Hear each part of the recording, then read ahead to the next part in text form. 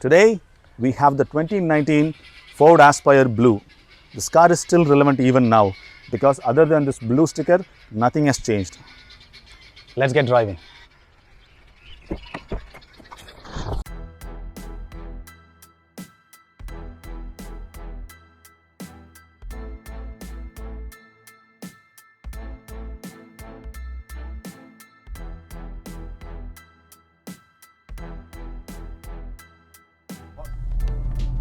The Ford Aspire is available with two engine option, a 1.2 liter 3-cylinder naturally aspirated petrol and a 1.5 liter 4-cylinder diesel. And today we have the petrol model with us, which produces about 95 horsepower and 190 Newton meters of power. This power figures is impressive for the size of the car and for this segment. And this is the only car that delivers 95 horsepower and 119 Newton meters of torque in the 1.2 liter petrol naturally aspirated segment, and every other car delivers only 90 horsepower, for example the Jazz. So let's see how this performs. So now I'm on third gear. I'm going to rev it hard. Okay, enough grunt is there. Surprisingly, among all the other 3-cylinder cars, this is well refined. There is very less noise and very less vibration felt inside the cabin. But under the bonnet, it's a completely different story. The vibration is very much visible, but Ford has done a great job in isolating that vibration from the engine bay into the cabin.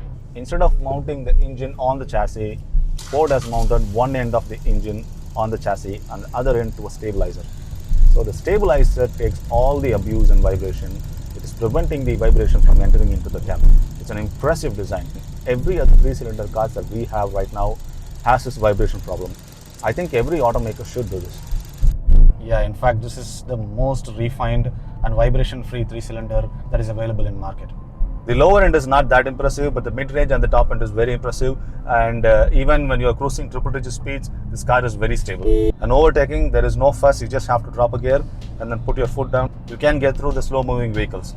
From the driving dynamics standpoint, Ford is the best. And even the slight changes in the steering wheel will reflect on the road. To sum up the driving experience, the power delivery is adequate and the refinement is relatively better than other cars in this segment. The steering has a great feel and feedback. Brakes are excellent, but the clutch is really hard and long. So if you're going to drive this car more in the city, this will definitely hurt your knee. Is this a car for enthusiasts? No. In my perspective, anything that produces less than 100 horsepower is not a car for enthusiasts. These are commuter cars. Okay, then let's address the obvious point. How efficient this car is.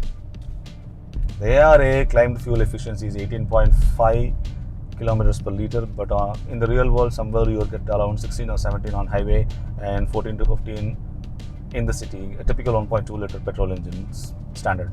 And about the safety, this car has 2 airbags, ABS, EBD, and you have an option of picking a 6 airbag in this variant.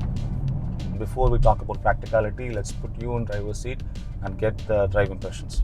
The lower end is just about adequate and the mid-range is really punchy. The top end is good. If you want instant acceleration, drop a gear and you'll get it. Yes. That's it with the drive impressions. Let's talk about practicality. Overall, the Ford Aspire is a very practical car. But there is a catch in that.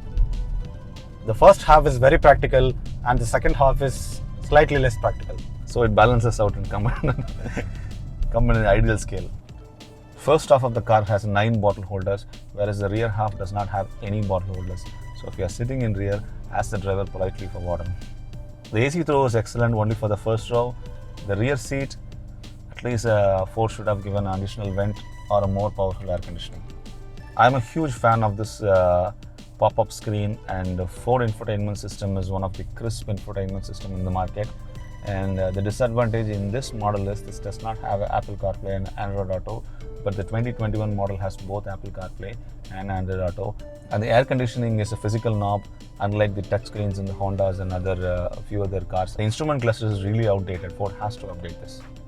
This has a very tiny screen which for your trip meters and average fuel economy and distance to empty. Ford and other automakers should move the ORVM's control to the door, which will minimize the A-pillar thickness and decrease the visibility issues. This model don't get the height adjustable seat belts on any variants. It's all about the practical bits in the front. And there's one thing that I have to point out is the transmission and the engine compartment section has shrunk the passenger footwell area and also the driver footwell area. I have adjusted the front seat to my comfortable driving position. I'm a 6 feet tall person. With that said, I barely have space to sit in the rear and my head is touching the roof. You can duck a little bit to have a little bit of headroom, but if you're 6 foot or more than 6 foot, the back seat is definitely not for you. On the rear seat will not fold, so you can't increase the boot space and you cannot access the parcel shelf from the boot. You have to access that from the cabin. And the boot space is 359 liters, which is more than adequate. There is one problem with the boot. It's very deep, so the loading lip is really high. With this, we wrap the practicality in and talk about the exterior design. As far as exterior design is concerned, nothing exciting is there. It's a sub-4 mid sedan, so there is no sporty bits out there, and I'm okay with that. The disappointing part is all the lights in this car are halogens. There is neither LED nor projectors. And moving to the side, you get 15-inch alloys on all 4 wheels, and the spare wheel is 15-inch, but it's a steel wheel. That's all about the Ford Aspire, which is overall a safe car and excellent build quality and relatively less expensive to maintain, with a huge boot and an excellent driving dynamics. Thanks for watching.